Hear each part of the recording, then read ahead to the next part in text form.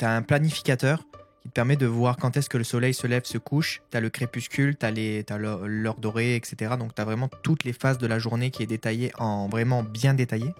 Donc, c'est-à-dire que pour les photographes qui cherchent à avoir les belles couleurs le soir et le matin, la rosée, etc., ben, c'est l'application qui est faite pour eux.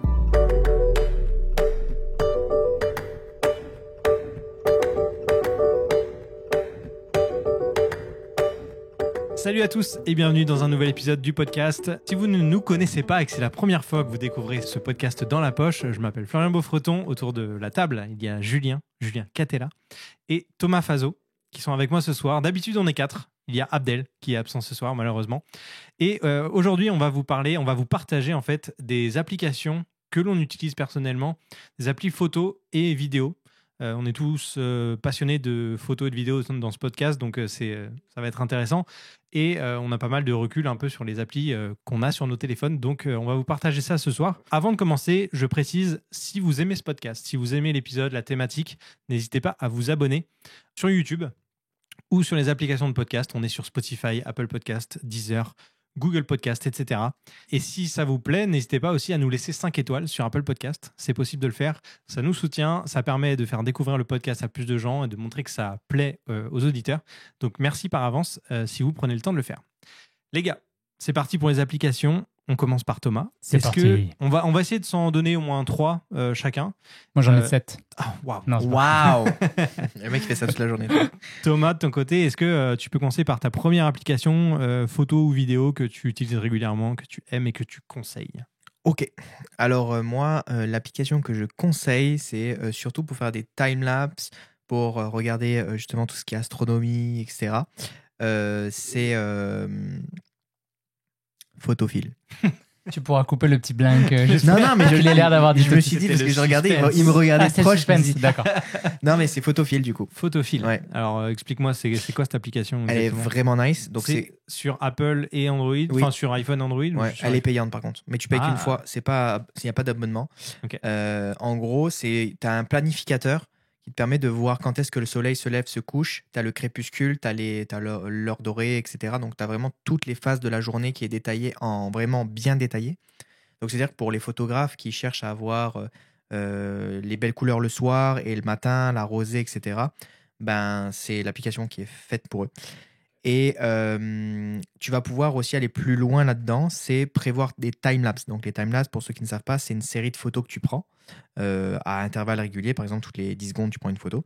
Et ensuite, tu viens les assembler ensemble. Et très rapidement, si tu le lis, ça fait une vidéo en fait. Donc tu peux avoir un coucher de soleil qui va très vite, comme on voit dans les films.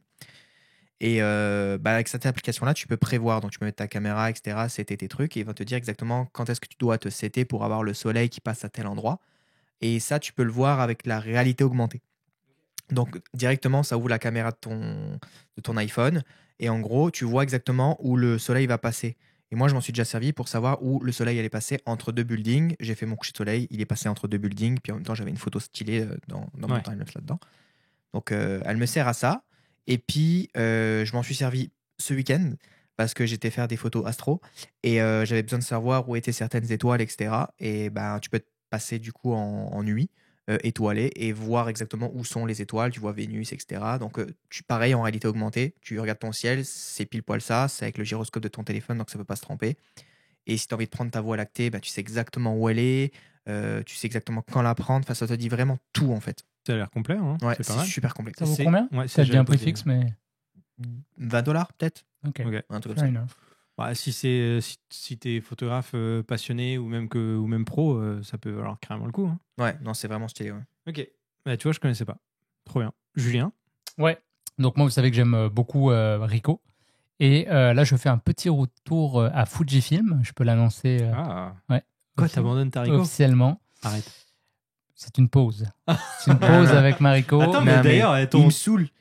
Il me saule parce qu'il change H24 et il sait pas. Arrête, et là, la H24. première fois, je lui dis prends ça. Il me dit non, mais je vais y aller avec. J'ai envie d'avoir ça. Mais je dis mais ça fait 3 ans que tu as envie d'avoir des choses, que tu fais que de changer tous les 5 mois. Tu sais. Mais d'où je change tous les 5 mois? Attends, on va juste faire une pause là rapidement. Vas-y.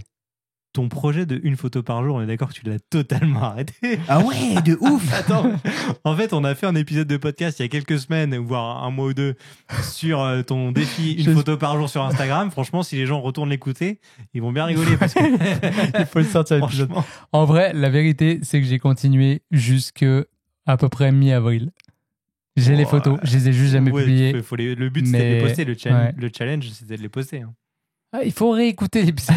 Je sais plus ce que j'ai dit. Les poster ou de les prendre. J'ai rien signé. Non, à la fin, je te jure, ça me saoulait trop. Et je me suis dit, mais pourquoi je me force à faire quelque chose qui me tente pas? Okay. Bah, ça tentait, c'est toi qui t'es mis le projet. Oui, non, je sais. Ben, ouais. Tu t'es imposé le projet tout seul. Donc, oui, je sais. Je sais. Bon, bref, je te laisse reprendre. Mais non, c'est très juste. Excuse-toi publiquement, s'il te plaît. Tu veux que je le fasse? Écoute, vas-y, je peux le faire.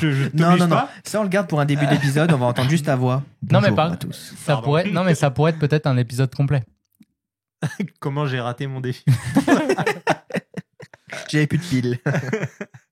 Par exemple. Tu peux trouver des excuses. Non, mais je présenterai la chaîne YouTube comme ça, et puis je pourrais dire que j'ai pivoté de projet. Ouais. Ça passe mieux, non? Faisons ça si ça t'arrange. On fera ça comme ça. Vas-y, je te laisse reprendre. La parenthèse est fermée. Donc, du coup, je vais avoir un nouvel appareil photo Fuji. Bref, ça fait longtemps que j'aime beaucoup Fuji. J'avais shooté avec plusieurs de leurs modèles.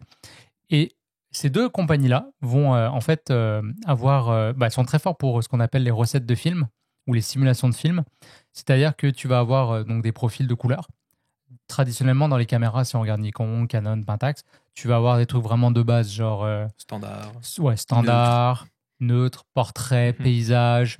on peut faire un parallèle avec les applications sur les smartphones. Maintenant, il y en a même sur Instagram, il y a des filtres qui sont appliqués automatiquement. C'est ça, t'en as 4-5 et voilà. Mais eux sont allés, Fujifilm, ça a vraiment été les premiers, ils sont allés beaucoup plus loin là-dedans parce qu'en fait, déjà, ils font de la pellicule et ils ont voulu un peu ramener cette expérience où on choisit esthétiquement à quoi l'image va ressembler avant même de l'avoir prise, au lieu de shooter en RAW et puis de se poser la question plus tard sur l'ordinateur. Donc, ils avaient créé, alors sur leur premier boîtier de mémoire, il y avait peut-être 5 simulations de films, c'était pas ouf, mais tu vois, tu avais Provia, Asia, qu'est-ce que j'oublie? Il y avait Classichrome est arrivé après, il y avait Monochrome et peut-être Sepia, genre un truc comme ça. Et après, il y a eu Classichrome qui a été une des plus connues, puis là, maintenant, chaque nouvelle génération de capteurs et de processeurs, ils vont sortir une nouvelle simulation de film. Et ensuite, ils ont rajouté la possibilité d'ajouter du grain. Tu peux jouer sur la taille du grain, tu peux jouer sur tes hautes lumières, sur tes ombres, tu peux jouer... Alors, ils ont ajouté quelque chose qui venait du moyen format, de la GFX. C'est ce qu'ils appellent le Color Chrome. Donc, ça va shifter un peu les couleurs du bleu, du rouge aussi. Donc, ça, maintenant, tu l'as en accès sur tous les boîtiers Fujifilm. Et il y a pas mal de gens de la communauté Fujifilm qui allaient plus loin que juste appliquer une simulation de film. Ils allaient un petit peu jouer là-dessus. Ils vont dire, moi, j'ai tendance à mettre mon shadow à +1, mon highlight à -2, et puis je mets un peu de grain. Et en fait... on appelait ça des recettes, puis on se partageait ça un petit peu sur les groupes Facebook ou peu importe. Et il y a un gars qui allait vraiment loin là-dedans, c'est qu'il a décidé un peu de faire ses propres recettes. Je ne sais pas si c'est inspiré d'autres, mais c'est un gars qui a beaucoup shooté au film, donc qui a bien l'expérience de à quoi c'est supposé ressembler, et qui partait des simulations de films, puis qui les retravaillait. Et il donne ça gratuitement, en fait. Donc, il y a un site web ou une application, c'est pour ça que ça rentre dans ce que tu me demandes. Donc, ça s'appelle Fuji X Weekly. Je l'ai, ouais. Sur le site web, ce qui est pratique, c'est que tu peux d'abord choisir ta génération de sensors, donc si tu es sur du X-Trans 2, X-Trans 3, et après tu auras les simulations de films qui s'adaptent. Si tu es sur l'application, c'est un peu tout pêle-mêle, mais tu peux quand même assez vite, tu cliques dessus, donc tu vois toute la recette qui est écrite, tu as des images, des samples, donc tu peux voir si tu aimes le look, et après tu peux l'enregistrer dans ta caméra. Okay. Donc c'est vraiment cool, c'est gratuit, tu peux lui faire une donation si tu veux, et tu peux je pense que c'est sur Patreon ou si tu t'inscris, ça va juste te donner l'avantage que quand il en sort des nouvelles, tu as accès en avant-première, mais éventuellement tout le monde y a accès, donc c'est vraiment cool, honnêtement. J'aime bien parler de son site et de son application à tous nos clients qui achètent du Fuji, parce que je trouve que c'est vraiment le fun, puis ce gars-là mérite... il commence à être connu là maintenant, mais il mérite ça. Et du coup, pour ceux qui shootent aussi chez Ricoh, il faut savoir que Ricoh, alors sans aller aussi loin que ça, on a quand même beaucoup de possibilités, puis ils sont vraiment connus pour avoir des couleurs assez dingues. Eh bien, j'ai appris dernièrement que ce gars-là a fait aussi une application pour Ricoh. Alors, il y a un peu moins de choix de films. Là, ça s'appelle Ricoh Recipes, donc les recettes de Ricoh. Je ne sais pas si c'est un site web là pour le coup, mais donc ces deux applications, alors celle de Ricoh que j'utilisais, celle de Fuji que je vais re-downloader pour mon nouvel appareil. Et voilà, donc je recommande. Donc encore une fois, ça n'a d'intérêt que si on shoot en JPEG. Après, on peut shooter en RAW et appliquer les modifications sur son JPEG. Et l'idée, c'est vraiment d'avoir une photo prête à partager qui a déjà beaucoup d'allure. Ok, parfait. Super comme application, je ne connaissais pas. Est-ce que tu sais s'il y a des équivalents pour les gens qui ont des appareils Sony, Canon, etc. ou ça n'existe pas? C'est vraiment, il faut avoir derrière tout le réglage possible dans l'appareil. Ouais. Lumix le fait par contre. Ah ouais? Ah ouais, ça je savais pas. Est-ce qu'ils ont des trucs de recettes vraiment Tu poussés? peux mettre les contrastes et tout, et vu que tu peux changer par l'essai, ça devient une recette en fait. D'accord. Mais il n'y a pas d'application, mais je sais que tu peux le faire en interne. Ça c'est sûr, comme un Photoshop. Ok. Après aussi, moi j'aime bien l'idée en fait, vu que je suis quelqu'un qui fait très peu de retouches, si je peux avoir une image qui se distingue un petit peu, je trouve ça intéressant parce que si tu prends vraiment le truc de base, bah, tu as de fortes chances. Après, c'est pas mal en soi parce qu'on s'en fout, c'est juste des couleurs et du contraste, tu vois. Ouais. Tant que c'est dans un look que tu aimes, au final, c'est ton image qui fait la différence. Mais tu sais, je me dis, tant qu'à faire, tu peux un peu personnaliser et y avoir un look qui te ressemble plus ou qui va plus dans le sens du projet sur lequel tu es en train de travailler. Ok. Ça me fait penser que il y a quelques années, quand on voyait des non-photographes, des gens, on va dire le grand public, qui utilisaient des filtres sur Instagram, beaucoup de photographes ou professionnels critiquaient le fait que les gens utilisaient des filtres à tout bout de champ. Alors là, ça s'appelle simulation ou recette. Est-ce que c'est pas un peu du foutage de gueule? Non, parce que ça vient du film. Ouais, je peux en parler. Ouais, mais quand tu me dis il y a un filtre, il y a une recette sépia ou je ne sais pas quoi, il y a des filtres sépia qui existaient. Alors, pourquoi venir critiquer des gens qui utilisent des filtres alors qu'au final c'est un peu la même chose grossièrement, tu vois? Bon, moi là-dessus déjà j'ai jamais critiqué les gens qui utilisaient des filtres. Mais mais je vois ce que tu veux dire parce que je vois exactement de qui tu parles. En tout cas du genre de personnes. Pour moi, c'est complètement, c'est un faux débat dans le sens que ces gens-là, j'en ai eu des personnes comme ça, donc pas à Gosselin mais avant à Lozo, qui étaient vraiment là-dessus, genre vraiment qui ont des principes, non, on fait pas ça et tout. Ok, mais tu shootes en RAW, on est d'accord. Si tu shootes en RAW, tu vas développer ton RAW. Tu vas pas poster un truc flat, on est d'accord. Donc d'ailleurs, tu fais quoi? Tu te crées pas des presets jamais dans Lightroom? Parce que tu le fais après, est-ce que c'est plus pertinent que tu l'as fait avant? En fait, moi, ce que j'aime dans la simulation de film, c'est que pour le coup, ça te force vraiment à réfléchir. Parce que shooter en RAW, au final, il y a une espèce de paresse où tu te dis, vas-y, je shoot en RAW, j'expose à peu près ma photo comme du monde, mon white balance, je m'en fous, et je vais tout régler après. Alors que là, tu as un peu cette discipline, comme on avait au temps de la pellicule, où déjà tu disais dans quelles conditions de lumière je vais travailler. Parce que ton ISO, il était imposé. C'était en 400, 200, 800. Tu veux travailler en noir et blanc ou en couleur? Parce qu'après, c'était fait. Et tu veux quel genre de rendu de couleur? Tu voulais un truc flashy ou plus low-key? Donc, finalement, ces choix artistiques-là, tu les faisais en amont du projet. Et une fois que tu les avais, tu vivais avec ça. Alors que aujourd'hui, je trouve qu'on revient toujours au truc, avoir trop de choix et tout. Pour moi, c'est l'inverse du minimalisme, où on se donne tout le temps plus de possibilités par la suite, mais au final, on sait plus ce qu'on fait. Et on finit par plus retoucher nos images ou à juste appliquer un preset bâtard qu'on a acheté quelque part. Tu vois, c'est pas mieux en soi. Donc moi, j'aime bien cette idée. Et après, pour ceux qui vont dire oui, mais le RAW, c'est super important parce que tu as plus de dynamic range, de choses comme ça. Bon, première chose, autant en vidéo, je comprends ça. La flexibilité que ça peut apporter. En photo, aujourd'hui, avec un IVF, on s'entend que ta photo, tu la vois avant de l'avoir prise. En langage moldu, IVF, c'est les viseurs électroniques. Donc maintenant qu'on est en appareil sans miroir, tu as un viseur qui est électronique, donc ton image, tu la vois avant de l'avoir prise. Okay, donc si on remonte 2 secondes dans le temps, là, on prenait notre photo, on voyait que chi, on développait notre image, on avait pris des notes sur un calepin. Quand l'image sortait, on disait merde, j'ai foiré mon expo, pourquoi? Oui, mon ouverture, mon vitesse, mon ISO. Quand on est passé au digital, incroyable, on n'a plus qu'à peser sur play et l'image apparaît. Mais il faut quand même que je prenne l'image avant, après je fais play et je la vois. Donc déjà, le feedback il est plus rapide, mais quand même. Maintenant, j'ai pas pris la photo, j'ai déjà vu à quoi elle ressemblait. Parce que quand je change mon expo, en live, je vois mon image qui change. Et si j'applique des couleurs, je le vois aussi. Si je travaille en noir et blanc, je vois mes teintes de gris. Donc tout ça fait que, à mon avis, ton image, quand tu l'as prise, on est à 95% comme tu la voulais. Ou alors il y a un problème. Ouais. Tu vois ce que je veux dire? Donc ça peut te libérer, à mon avis, énormément de temps. Et après, tu peux toujours travailler en RAW et appliquer la simulation de film sur ton RAW. Ce qui fait que si jamais tu étais mal pris ou ton white balance était off ou quoi que ce soit, tu peux venir le corriger et après appliquer ton truc. Donc on est un peu dans le meilleur des mondes. On a la flexibilité du RAW et du digital. Et en même temps, on se donne une certaine discipline qui vient du monde un peu de l'argentique. Ok. Et est-ce que vous pensez que l'ère du numérique, le fait d'avoir des appareils photo où on a un résultat instantané comme ça, où on peut avoir des cartes mémoire où tu peux prendre des milliers de photos, ça tue un peu l'intention du photographe? C'est-à-dire que maintenant, tu peux faire 50 000 photos lors d'un événement et puis tu verras bien après s'il y en a assez qui sont bonnes pour ton rendu. Par rapport à avant, où tu avais une pellicule avec un nombre donné de photos, tu pouvais pas faire plus, tu pouvais pas voir instantanément à quoi ressemblait ta photo, et du coup, il fallait que tu réfléchisses vraiment à quoi tu voulais que ça ressemble, pourquoi tu choisissais ce cadre, pourquoi tu choisissais cet effet-là ou ce mouvement-là ou ce genre de choses. Est-ce que maintenant, on a les photographes d'aujourd'hui, on va dire, avec ces technologies actuelles, n'ont plus autant ce degré d'intention en prenant la photo? Parce qu'il y a trop de possibilités, trop de choix, justement. Comme je dis toujours, moi, on avance avec le temps. Tu sais, je veux dire, ça devient plus facile, ça devient plus facile. Ça veut pas dire que tu deviendras bon photographe non plus parce qu'il y a des nouveaux modèles et tout. Je pense pas que ça a changé l'intention. Un vrai bon photographe, moi, je connais un de mes meilleurs amis qui shoot photo et encore aujourd'hui, il a il a un DSLR. Il est passé sur un mirrorless récemment.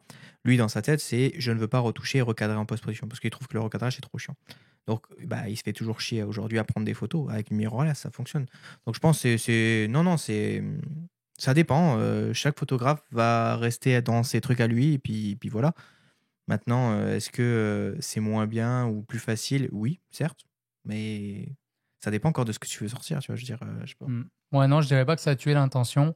Je pense que ça a rendu, ça a facilité énormément le travail. Ce qui fait que, à mon avis, c'était vraiment, bon, pas seulement un appel du commercial, mais définitivement, mais aussi des particuliers. Et puis ça, on le voit. Bon, on est toujours appelé par avoir le moins de friction possible entre le moment où on a pris notre image et on veut la partager avec les gens qu'on aime ou notre auditoire, peu importe. Donc, le fait de shooter en numérique fait qu'on va forcément shooter plus. Ça, à mon avis, ça a quand même des avantages. On le voit, nous, au niveau de la formation, les gens apprennent beaucoup plus vite qu'avant.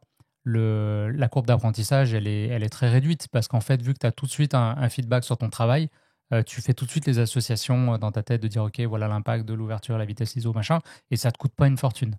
Donc, encore une fois, à moins que tu changes de caméra numérique tous les 2 ans ou tous les ans, mais si tu shootes en film, aujourd'hui, ça coûte une fortune. Moi, j'ai arrêté de faire du film parce que je trouve que c'est plus du tout économique, malgré tout ce qu'on peut dire, tu vois. Parce que avant, ce qui était intéressant, c'était le film n'était pas trop cher et tu pouvais avoir des caméras extraordinaires, pas trop chères. Mais ces caméras-là, les prix ont été complètement hypés à cause de TikTok et le film vaut de plus en plus cher, le développement vaut de plus en plus cher. Et au final, vu que moi, je ne maîtrise pas tout le process, je suis obligé d'en faire une partie que je délègue, notamment la partie de développement et la partie où tu vas scanner ton film. Et il faut savoir qu'à ce moment-là, il y a un gros impact sur le rendu final de l'image.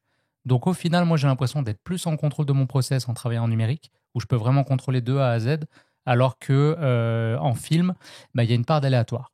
Alors par contre, après, je trouve qu'en film, définitivement, on s'appliquait plus, il y avait moins de déchets, et on pouvait aussi avoir des fois des surprises. Et moi, ça, c'est les rares fois où je fais encore du film. C'est un truc que moi j'aimais bien faire, c'était shooter des rouleaux et pas les développer tout de suite, de les laisser vieillir un peu comme une bouteille de vin et de les redévelopper. Des fois, ça pouvait me prendre des mois à finir un rouleau de 36 et quand je le développais, j'avais oublié ce qu'il y avait dessus. Et du coup, ce côté surprise, ça, je pense qu'en numérique, on l'a plus, ou alors il faut vraiment une discipline. C'est qu'au moment, en fait, à mon avis, si tu prends une image, et bon, on l'a dit, tu l'as vu dans ton viseur, mais si vraiment tout de suite tu la re-regardes, d'une certaine façon, je trouve que tu la tues parce que c'est trop instantané comme consommation et tu n'es peut-être pas disposé ou tu es trop émotionnel à ce moment-là pour la juger correctement. Alors que si tu shootes, moi j'ai même allé jusqu'à black taper mon écran, tu vois, parce que je shoot en numérique mais je voulais pas voir mes photos. Et en fait, tu te laisses vraiment, tu laisses passer des semaines. Et après ça, quand tu les regardes, tu as un regard frais et tu les juges vraiment pour ce qu'elles valent. Donc en termes de compo, en termes de valeur dans l'histoire que tu voulais raconter et tout. Donc voilà. Les deux sont intéressants selon moi. Et voilà, c'est bien qu'on ait accès aux deux. Le but du jeu, c'est quoi? C'est d'avoir une photo. Professionnellement parlant, on te demande de faire des photos de mariage. Tu délivres une photo, il faut qu'elle soit bien. On s'en fout de comment elle était prise, avec quoi elle était prise, tant qu'elle est bien. Parfait. Ça répond à ta question? Excellent. Et voilà, merci. C'était mon application. Toi, est-ce que t'as des applications, toi, Flo? Alors moi, c'est plus une application vidéo. C'est une application de montage. Et ça c'est bien. Sur smartphone et tablette, parce que ça existe aussi sur iPad. Ça s'appelle LumaFusion. J'en ai entendu parler, je sais pas ça. si on a entendu parler aussi, vous connaissez. C'est une application qui va bientôt être concurrencée par Final Cut qui arrive sur iPad. Ouais. Mais c'est quand même une appli qui existe aussi sur iPhone. Et pour le coup, sauf erreur de ma part, Final Cut n'arrive pas encore sur iPhone. Et je trouve que c'est vraiment une application assez impressionnante pour toutes les fonctionnalités, les capacités qu'elle a sur un si petit appareil. Et d'ailleurs, je renvoie à un épisode qu'on a sorti très récemment avec Little Walk of Fame, qui est une chaîne YouTube qui tourne, monte, mixe et fait tous les trucages avec un iPhone. Et c'est avec cet outil-là, cette application. Et je trouve ça vraiment fou parce que tu peux faire, tu as une timeline avec plusieurs comment on appelle ça, plusieurs pistes vidéo, plusieurs pistes audio. Tu peux vraiment faire plein d'effets audio. Tu peux ajouter des compresseurs, des trucs et tout. En vidéo, tu peux faire de l'incrustation fond vert, ce genre de choses. Il y a plein d'effets. Ajouter du texte, des transitions, très très complet. Et alors, je bloque un peu sur le prix. Je me rappelle plus combien c'était, mais c'est peut-être aux alentours des 30 €, 30 $, un truc comme ça. Je fais peut-être une erreur, mais ça doit être dans ces eaux-là. Et c'est un achat unique, pour l'instant encore. Ça peut passer par abonnement très prochainement. Mais je trouve ça vraiment cool comme application. Et je m'en suis servi à plusieurs reprises sur notamment des salons tech où on devait faire du contenu pour des marques vraiment instantanément. On enregistrait des petites interviews avec l'iPhone et un micro HF. On basculait tout dans LumaFusion. On faisait les petits montages, les coupes, les petites erreurs dans les interviews, etc. On faisait un export avec un petit logo. Hop, on publie sur les réseaux sociaux. Et de façon instantanée, avec un iPhone, tu peux vraiment faire tout le process. Alors que ce soit pour de la fiction, du journalisme, ce genre de choses, c'est faisable. Qualité smartphone, évidemment, si jamais tu filmes aussi au téléphone. Mais voilà, une application ultra complète pour les gens qui n'ont pas envie de s'embêter avec un logiciel sur ordinateur, etc. C'est vraiment bien fait. Je ne sais pas si tu l'as utilisé, Thomas, ou pas. Jamais, mais justement, j'ai jamais sauté le pas pour le faire. Parce que j'ai encore du mal à faire des montages. Mais c'est vrai que ça m'est arrivé plusieurs fois où j'ai besoin de faire des montages. Et ben, je ne l'ai pas fait parce que je ne l'avais pas. Et j'avais oublié le nom au moment-là. Donc finalement, je ne l'ai pas trouvé. Puis j'en avais testé quelques-unes, tu sais, les trucs de Instagram, TikTok et tout. Et puis j'aimais pas trop. Ouais. Et puis ça bug et puis machin. Mais oui, j'aimerais bien m'y mettre un peu là-dedans. Mais maintenant, vu qu'il y a mon petit bébé qui arrive sur iPad, Final Cut Pro, moi, c'est toute ma vie. Je bosse tout le temps avec depuis le début. Pour moi, c'est le plus rapide, c'est celui qui marche le mieux, celui qui est plus facile à comprendre et tout. Mieux que DaVinci ? C'est pas pareil. DaVinci, tu vas aller chercher un côté beaucoup plus poussé pour la colorimétrie. Mais le montage, il reste à chier dans DaVinci. Pas du tout. Sûr. Pas du tout. Final Cut, c'est beaucoup plus facile. Thomas, combien de montages as-tu fait avec DaVinci ? J'en ai fait au moins 8. C'est rien du tout par rapport. Mais non, mais tu peux pas juger sur. tu vas beaucoup plus vite. C'est beaucoup mieux rangé dans Final Cut pour tout ce qui est les effets, les transitions. Tu prends, tu glisses, c'est fini. J'ai le plaisir de t'annoncer que c'est pareil sur DaVinci. Tu sais, les aimants et tout, je trouve que c'est mieux fait.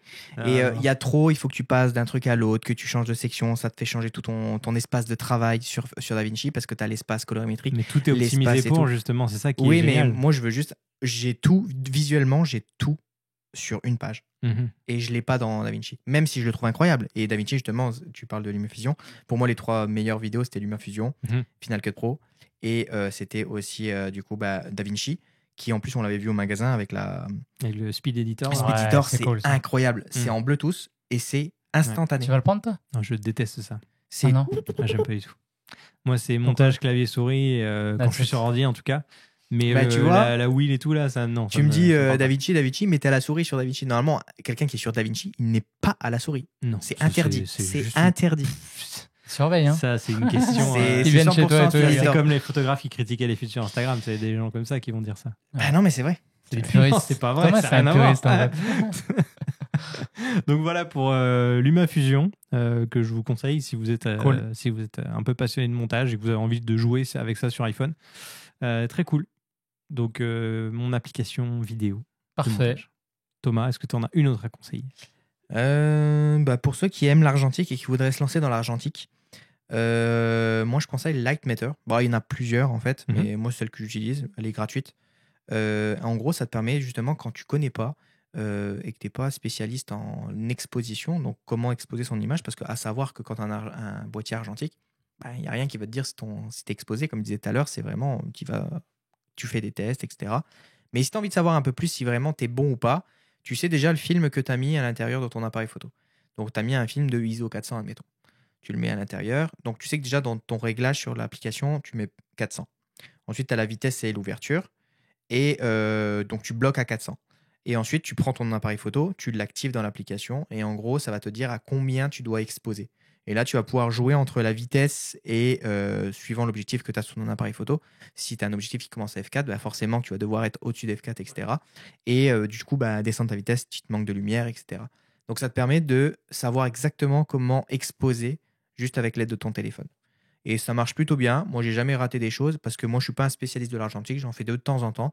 Donc, c'est vrai que bah, des fois, je me souviens plus ce que j'avais mis comme truc dedans. Donc, j'essaie de refaire des trucs et puis ça fonctionne très bien. Ok, parfait. Julien, tu as une deuxième application à nous conseiller? Bon, elle est vraiment bidon, mais l'idée, c'était un peu de présenter mon workflow complètement de photos. Donc là, je vous ai dit en amont comment je réglais mes couleurs et j'ai shooté. Ensuite, après, je vais transférer ma photo directement sur mon téléphone ou ma tablette. Donc voilà, un peu recommandation bidon, mais utiliser l'application de sa caméra pour transférer les images. Je voulais le dire, mais j'ai dit je vais pas faire quand même. Et voilà, moi j'ose. Mais attends, est-ce qu'elle est bien cette application? Alors, moi, celle de Ricoh, elle est flawless. Genre, c'est bien, c'est positif, flawless. Bah, c'est Florian, c'est qu'il n'y a pas de défaut. Ouais. Voilà, parfait, c'est ça. Elle est comme ça. Okay. Donc, écoute, c'est instantané. C'est ultra réactif. Je fais juste sélection multiple, clac, clac, clac, clac, clac. Et au début, la première fois que tu set up, genre, il faut que tu ailles dans ton menu, il te donne un code. Tu l'inscris sur ton cellulaire et après ça, c'est automatique. Donc, je l'avais paramétré sur un bouton sur le côté. Là, je pèse sur le piton. Bam, le Wi-Fi s'active. Je vérifie qu'il est bien connecté sur mon téléphone. J'ouvre l'application. Alors, tu vois, toutes ces étapes que tu viens de mentionner, là, pour moi, c'est une galère. C'est un truc relou, en fait. Il n'y a aucune compagnie aujourd'hui. Donc, si vous écoutez les compagnies, faites un truc qui fonctionne, s'il vous plaît. C'est de la merde ce que vous avez. Ouais. C'est de la grosse genre merde. Un airdrop. Ça serait ouf. Un truc facile. Mais NFC. Ça va arriver. T'imagines une caméra qui accepte le format airdrop là? T'as déjà fait Canon et Nikon? Non. Ouais. Moi, je connais Nikon. Ouais, mais... c'est assez spécial quand même. Ouais. De Québec, on s'adapte à notre complique la chose. Mais faites une danse. Je vais te dire que Canon, c'est pas mal plus complexe. Ouais, non, mais pour l'instant, j'ai tellement pas intuitif. Fuji et Fuji, des fois, elle est un peu instable, elle bug, mais je trouve que ça marche quand même bien. Et Ricoh, j'ai jamais eu de problème avec. Elle est incroyable. Mais là, sur les nouvelles caméras, maintenant, il y a le QR code qui arrive. Donc, c'est-à-dire que il n'y a pas l'écran NFC aussi ou Ouais, mais ça marche pas. Ah ouais? Ça marche une fois sur deux. Okay. Pareil, c'est comme le câble, ça marche une fois sur deux. Mais sinon, tu te prends ton QR code en photo et ça te connecte. Incroyable. Donc l'application Ricoh. Voilà, Ricoh ou Fuji ou votre caméra. En tout cas, sous ceux qui ne sont pas très à l'aise, regardez les tutoriels, ça vaut la peine. C'est parce qu'il y en a encore chez qui sortent leur carte mémoire, qui utilisent un lecteur, même en Lightning que tu branches dans ton téléphone et tout. Il y a des adaptateurs SD Lightning ou SD USB-C si tu es sur ton iPad. Et ça marche bien quand même, comme par exemple je le faisais avec ma Leica M240 parce qu'il n'y a pas de Wi-Fi tout simplement, donc je faisais ça. Mais pour vrai, ça marche tellement bien quand on a pris l'habitude. Ok, parfait. Moi, ma deuxième application, c'est encore une application en rapport avec la vidéo. Tabarnouche. Ah ouais, bah non, mais je savais que vous alliez être très axé photo, donc je contrebalance un peu le truc. Je voulais pas faire vidéo exprès parce que j'ai dit je suis le seul. Ça s'appelle CapCut. Et je sais pas si vous connaissez. CapCut. Bah c'est une de TikTok que je te disais tout à l'heure que j'utilisais de temps en temps, mais je trouvais qu'elle était un peu buggée des fois. Ouais. Bah, c'est en train de s'améliorer, je pense. C'est un peu. Alors, c'est une application qui fait plusieurs choses. Tu peux faire du montage, un peu comme LumaFusion. Je dirais un petit peu plus basique. Et encore, ça s'améliore beaucoup. Il y a du sous-titrage automatique. C'est-à-dire que tu vas, par exemple, nous, dans le cadre des podcasts, de temps en temps, on met des réels sur Insta, des extraits du podcast. Et ça, je le passe dans CapCut. Il analyse l'audio. Il me sous-titre automatiquement le réel. Évidemment, il y a quelques fautes, quelques erreurs. C'est pas forcément bien agencé, machin. Surtout quand Thomas il parle, non? Ouais, surtout. Quand il fait les bruitages, ça marche pas. Et ensuite, je choisis la police, la taille, les couleurs, machin. Et ça me fait le sous-titrage beaucoup plus rapidement que si je devais tout écouter, tout taper à la main, etc. Donc ça, c'est plutôt cool. Trop cool. Et ensuite, il y a même du montage automatique. La synchro. Ouais, en gros, tu choisis une musique, tu choisis des clips et tout, et il te fait automatiquement le montage préfet et tout avec les coupes au bon endroit en fonction de la musique. L'application GoPro, elle fait ça quick, non? Ouais. Moi, j'avais fait ça avec pas filmé avec une GoPro, ça marche bien. Oui, ça marche aussi. Ouais, carrément. Ça fait longtemps que je l'ai pas utilisé, mais elle marchait bien. C'est très bien aussi.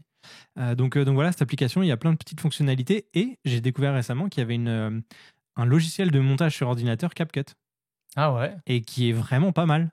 Alors, il y a une version gratuite et après, il y a des abonnements si tu veux plus d'options, plus d'animation de texte, de transition, d'effets, tout ça. Mais la version gratuite, déjà, te permet de commencer le montage avec un logiciel simplifié, pensé pour les réseaux sociaux. C'est-à-dire que tu peux très facilement changer ta timeline ou ton projet de 16:9 en horizontal à vertical, en mode carré. Tu as des transitions vraiment un peu pour TikTok, tu sais, avec, je sais pas, le truc qui shake ou alors il fait des trucs un peu stylés. Des animations de texte pensées pour les réseaux sociaux, encore une fois, les sous-titres bien en forme et tout. Donc, c'est pas mal. Franchement, une application que vous pouvez utiliser et sur téléphone et sur ordinateur. Donc, voilà, CapCut, si vous ne Bravo. connaissez pas. Moi, j'ai Thomas. rencontré quelques petits problèmes avec CapCut. Ouais. En fait, quand tu filmes avec ton iPhone, tu es forcément en HDR. Ouais. Et 4K 60, Ah, il supporte pas bien des fois. Pas forcément HDR, tu peux le désactiver. Ouais, tu peux dans désactiver, le mais réglage, je vois pas l'intérêt de le désactiver, Ouais. sachant que mon iPhone peut le. Et puis Instagram le reçoit, donc Oui. c'est dommage de pas l'utiliser. Et des fois, quand en 4K 60 HDR, Ok. ça bug. Ok. Mais c'est pour ça que du coup, je l'avais pas utilisé souvent, mais c'est vrai que je suis obligé de passer par ça pour faire des montages pour Instagram. Parce que du coup, ça garde la qualité, parce que ça bypass. Ça passe directement à Instagram, vu qu'il est relié à TikTok, il est relié directement à eux. Ah, tu l'as relié directement? Ouais. Ok. Du coup, en gros, tu perds pas de qualité. Ta troisième appli, Thomas? En fait, je voulais dire l'application Lumix pour transférer, mais vu que maintenant tu m'as volé ça, en gros, j'utilise l'application Lumix pour contrôler à distance mon appareil. Et si je fais de la photo astro, si je fais du time-lapse, il ne faut pas toucher l'appareil parce qu'il ne faut pas que ça vibre. Donc, je le déclenche toujours à distance. L'application de Lumix, ce qui est cool, c'est que du coup, elle est aussi sur l'ordinateur et permet de faire du streaming en direct. Donc, ça fait webcam. Ça fait comme une machine virtuelle qui fait croire à l'ordinateur que c'est une webcam, comme on l'avait fait pour un live d'ailleurs la dernière fois. Et ça permet aussi de récupérer tes photos. Donc, de les télécharger sur ton appareil. Alors, attention, il n'y a pas tout qui est pris en charge parce que Lumix, c'est beaucoup vidéo. Donc, tu enregistres vraiment en haute qualité, 4.2, etc. Et il n'y a pas tous les appareils, pas tous les téléphones qui peuvent accepter ça. Julien, ta troisième application? Alors, troisième application, Lumix. Non, je... Et du coup, à la fin de mon workflow, donc là, j'ai pris mon image, je l'ai transférée et je fais des fois juste un mini brin de retouche, mais je veux que ça soit super simple. Du coup, j'utilise Snapseed. Tu utilises un filtre, quoi. À la fin, je mets un gros fil dégueulasse, sépia. Et hop là, publié. Et voilà, et c'est la magie d'Internet. Non, mais Snapseed, moi j'adore. J'arrête pas d'en parler. Alors c'est dommage, ça n'existe pas sur iPad. Ça n'existe pas, ou c'est buggé, je sais plus trop, mais il y a une histoire, j'ai jamais réussi à le faire marcher. Ni sur non, c'est pas vrai. iPad, je crois que ça marche, c'est sur l'ordi que ça marche pas. C'est ça. Sur ordi, ça fonctionne pas, mais sur iPad et cellulaire, ça marche. Et du coup, en fait, donc t'as un peu le concept de couche où tu peux vraiment travailler plusieurs trucs à la fois. Alors, tu as des films déjà, un peu des filtres, quoi, finalement, qui sont déjà dessus. Ils sont pas ouf. Ou alors, si on le prend, c'est vraiment comme une base, puis on vient vraiment baisser l'intensité du truc et ça peut donner un point de départ. Mais si on va voir vraiment, on peut jouer au niveau des courbes, donc de contraste et les highlights, les shadows, mais tu peux faire ça aussi sur les couches de couleurs. Donc, ça permet vraiment d'aller quand même assez loin dans la colo. Et après, tu peux rajouter des petits cadres, tu as un outil pour enlever la poussière, ou si tu as un truc que tu veux enlever un détail, c'est tout automatique. Hein, tu fais juste cliquer sur le piton, tu dis même pas d'où tu prends ta source, il le comprend. 4 fois sur 5, ça marche très bien, sinon tu fais juste le refaire et ça marche généralement. Et voilà. Et qu'est-ce qui est cool, c'est que donc, tu peux enregistrer ça comme des presets, bien sûr, et tu as même un QR du coup qui se crée et qui s'associe à ton preset. Et ça, je trouve ça cool. Okay, cool. Ce qui fait que si tu as une simulation que tu aimes bien et que tu voudrais partager, du coup, c'est super facile de la partager. Tu peux même l'envoyer directement sur un autre téléphone, le petit code QR.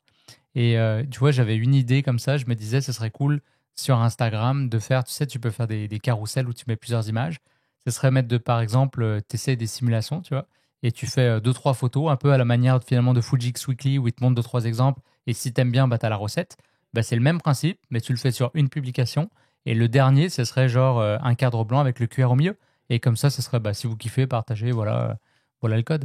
Et j'aime bien cette idée à ma connaissance, il n'y a pas d'autres applications où tu peux partager comme ça un rendu en un QR code. Je trouve ça stylé. Carrément. Donc voilà. Par contre, la question que je me pose à chaque fois avec ce genre de truc, c'est Comment je scanne quand c'est sur mon téléphone. Ouais, je sais. Exactement. T'es sur Instagram, tu vois un QR code, tu fais bah merde, comment Bah, je pense bah, pour tu le screen et t'appuies. Tu le screen et t'appuies. Tu le screen et tu le mets dans tes photos. Ouais. Et en le screenant, tu l'ouvres et quand t'appuies, tu peux ouvrir. C'est vrai? Ça, tu viens de révéler Sérieux un secret. Je l'ai alors. fait ce week-end. Incroyable. Je me dis, putain, j'arrive pas à faire le truc et tout. Puis je fais ça, j'appuie, puis du coup, ça l'ouvre. Là, il y a un truc qui vient de se débloquer dans mon cerveau là. Il va faire ça tout le temps, c'est. Tu savais Wow. pas non plus, Julien? Non, je savais pas. Oh là là, l'astuce de fou qu'on vous donne dans ce podcast, c'est Ah, incroyable. mais on renomme l'épisode, c'est ça l'intérêt de l'épisode. Ouais, j'avoue, Sur le reste, c'est on s'en comment fout, scanner alors. un QR code quand on est sur téléphone. Parfait. Voilà, ta troisième. Ma dernière application, elle fonctionne sur iPhone et iPad et ça va ensemble. Ok. Alors, faut avoir les deux. Je sais de quoi tu vas parler. T'es sûr? Ah non? Ouais. Ah, je suis pas sûr. Ouais. Ah, ok, non. Ok. L'application s'appelle Switcher. Ah non. C'était pas ça? C'est pour switcher. C'est pour switcher, exactement.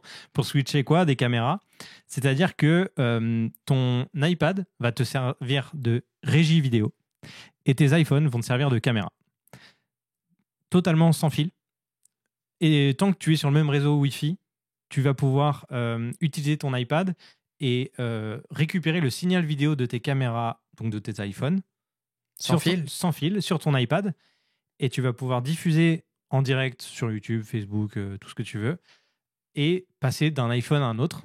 Par exemple, là, on a 3 iPhones, admettons, avec une application Switcher chacun. J'ai un iPad avec l'application Switcher qui sert de régie. Je vais avoir nos 3 iPhones, là, comme ça, sans fil, passer de l'une à l'autre et diffuser ça en direct. C'est incroyable. C'est incroyable. C'est un peu cher, ça fonctionne sous abonnement, encore une fois. Les salauds. Je crois que c'est... Alors, encore une fois, je suis pas bon avec les prix là, mais c'est une cinquantaine de dollars ou d'euros par mois. Et au niveau Minimum. d'Internet, c'est comment? Il faut que tu aies une bonne connexion. Bah, il faut que tu aies une bonne connexion, bien évidemment. Donc mais pour les comme, Français, c'est mort, quoi. Non, bien sûr que non. Avec la fibre, ça va. Mais c'est sûr que si tu fais un événement, dans un salon, un truc comme ça, tu as intérêt de t'assurer à ce que ta connexion soit bonne, que le signal soit pas trop perturbé. Et tout ça. Donc là, dans la configuration on est actuellement, on pourrait théoriquement le faire si on avait l'abonnement Switcher à dispo avec l'iPad, parce qu'on est dans un domicile avec une fibre. Mais c'est vrai qu'il faut penser à ça. Et sinon, je pense que tu peux tout à fait enregistrer ton mix et puis avoir ton mélange directement de fait. Mais c'est vraiment une application intéressante. Alors après, pareil, ça dépend combien de temps tu veux faire ton émission ou ton enregistrement, parce qu'après, tu es limité avec les batteries des appareils.